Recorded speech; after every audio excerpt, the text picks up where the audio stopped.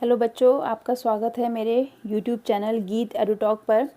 और मैं आज आपके लिए लेके आई हूँ प्रश्नावली 1.2। एक्सरसाइज 1.2 है। 1.1 में आपको करा चुकी हूँ। तो 1.1 का क्वेश्चन अटैम्प्ट करने से पहले बेटा थोड़ा बेसिक्स देख लेते हैं कि इसके बेसिक्स में जब इसको सॉल्व करेंगे तो किन किन चीज़ों की ज़रूरत पड़ेगी। तो आइए इस वीडियो शुरू करते हैं।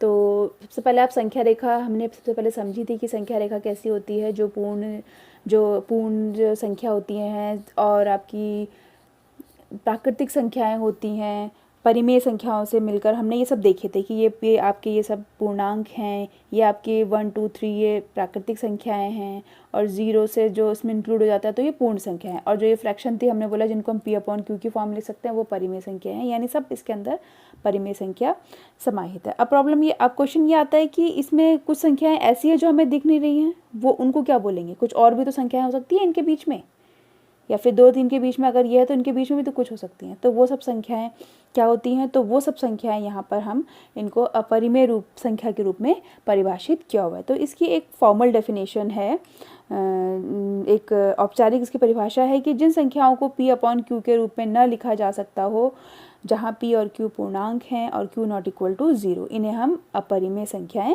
कहते हैं। उदाहरण इसके √2, √3, √15, पाई और 0.101101 11110 एंड 1110 एंड सो ऑन। ठीक है, और रूट जहाँ संख्या का धनात्मक वर्गमूल है।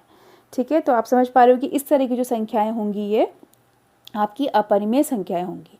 ये संख्या अपरिमेय क्यों है, इसको हम आगे की प्रश्नावली में करेंगे। और इनकी जो उत्पत्ति है, जिसको हम थ्योरम्स, इनका जो प्रूविंग है वो हम 10th क्लास में करेंगे। तो अभी आप सब इतना ध्यान रखिए।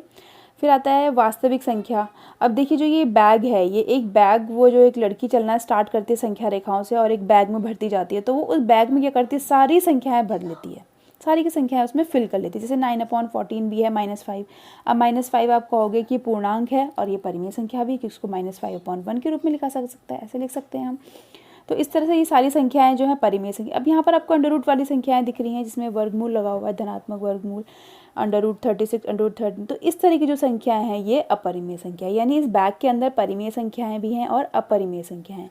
तो इस बैग का एक नाम दे दिया गया है R, इसको टैग लगा दिया R मीन्स रियल नंबर्स, और इनको हिंदी में बोलते हैं वास्तविक संख्याएं।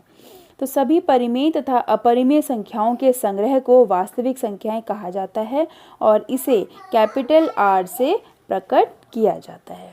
ओके, थोड़ा सा इसका वेन डायग्राम के उसमें देख लेते हैं कि ये वास्तविक संख्याएं हैं।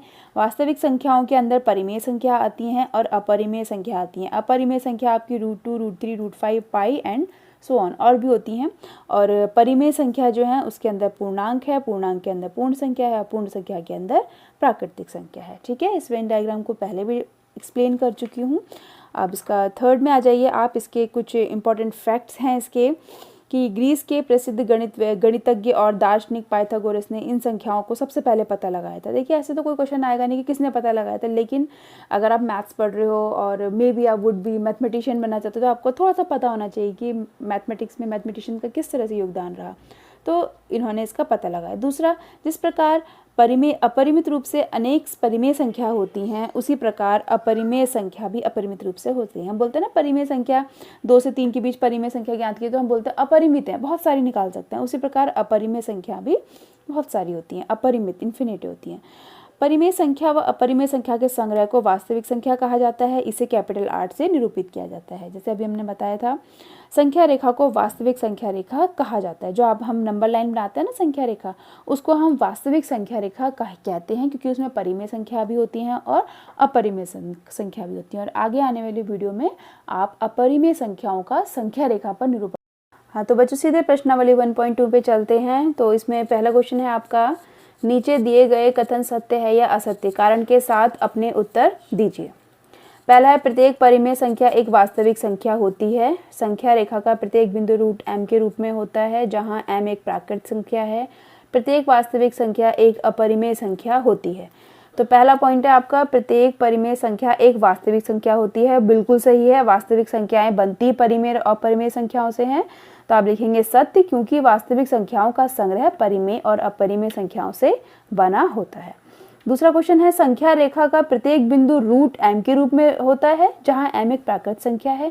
ये बोल रहे हैं संख्या रेखा में जितने भी बिंदु हैं 1 2 3 -1 वो सब क्या अंडर रूट m के रूप में होते हैं? नहीं। जैसे अगर हम -1 की बात करें तो -1 को अंडर रूट m ऐसे कैसे लिख सकते हैं? आप नहीं लिख सकते हैं, ठीक है ना, उस थोड़ा गड़बड़ हो गया। इसको ऐसे नहीं लिख सकते हैं। अगर आप इसको ऐसे लिखेंगे 5 तो ये ठीक है, अगर आप अंडर रूट 7 लिखोगे तो ठीक है, लेकिन अगर इसको आप अंडर 7 लिखोगे तो नहीं, तो असत्य, क्योंकि ऋणात्मक संख्या किसी प्राकृत संख्या का वर्गमूल नहीं हो सकती। तीसरा है प्रत्येक वास्तविक संख्या एक अपरिमेय संख्या होती है, तो ऐसा तो नहीं है। अगर वास्तविक संख्या है लेकिन ये अपरिमेय नहीं है, ये एक परिमेय संख्या है। तो आपको इस क्लियर हो गया होगा। अब इसका आप सेकंड इसमें चलिए, सेकंड क्वेश्चन में इसके हम देखते हैं, क्या सभी धनात्मक पूर्णांकों के वर्गमूल अपरिमेय होते हैं? यदि नहीं तो एक ऐसी संख्या के वर्गमूल का उदाहरण दीजिए जो एक परिमेय संख्या है। ये बोल रहे हैं कि जितने भी धनात्मक पूर्णांक हैं उनके वर्गमूल अपरिमेय है। जैसे कि आप ये कह दीजिए कि √1, √2, √3, √4, √5, ये कह रहे हैं जितनी भी ये संख्याएं हैं ये सारी की सारी अपरिमेय हैं, तो ऐसा नहीं है। आप इसको बोलते हैं 2, तो इसका आंसर है नहीं। √4 = 2 एक परिमेय संख्या है, ठीक है। जैसे ये अगर आप ये मत समझिएगा कि कहीं पर अंडर रूट लग गया तो उसका मतलब वो अपरिमेय है, नहीं। √25 भी परिमेय है और 5 भी परिमेय है, क्योंकि √25 को हम 5 लिख सकते हैं। तो आंसर है इसका नहीं। √4 = 2 एक परिमेय संख्या है, क्योंकि 2 वास्तविक संख्या है, परिमेय है, लेकिन अपरिमेय संख्या नहीं है। तो आप बस इसका आंसर यहाँ तक नोट डाउन कर लीजिएगा, ठीक है। ये इसका मैंने एक्सप्लेनेशन दिया हुआ है, ठीक है। तो आई होप आपको ये समझ में आ गया होगा। और अगर आपको मेरी वीडियो पसंद आती हैं तो आप प्लीज़ मेरे चैनल को लाइक और सब्सक्राइब एंड शेयर ज़रूर कीजिए। Thank you for watching.